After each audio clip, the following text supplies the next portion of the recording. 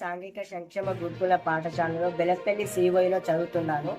నాది 10వ తరగతి ఇంటర్మీడియట్ కోసం నేను ఎంట్రన్స్ రాయడం జరిగింది.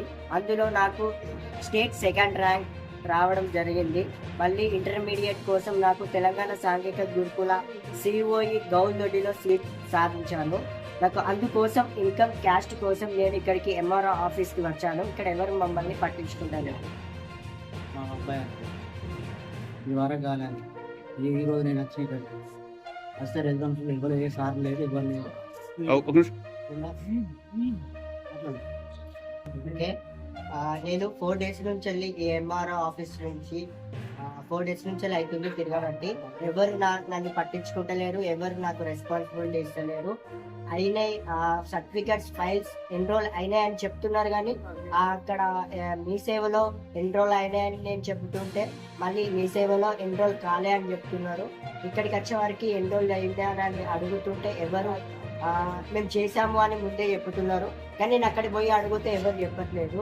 కానీ ఒక్కసారి మమ్మల్ని నాకు సిఓఈ రావడంతో నేను ఇన్కమ్ క్యాష్ నేర్చుకుందామని ఇక్కడికి వచ్చాను.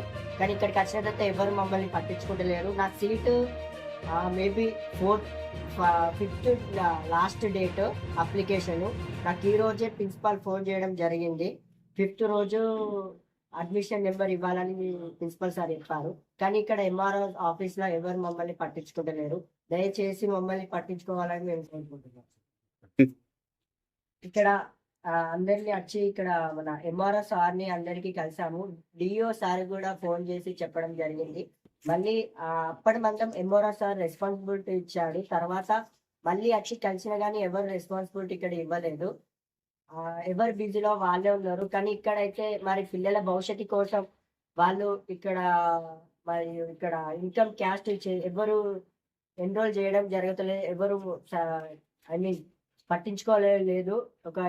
ఒక మేము ఒక ఎలక్షన్ డ్యూటీకి వచ్చామని చెప్తున్నారు, కానీ ఇక్కడికి వచ్చి మరి పిల్లల భవిష్యత్తు కోసం మేము చేద్దామని ఎవరు ముందుకు రావట్లేదు. దయచేసి మమ్మల్ని ప్రోత్సహిస్తారని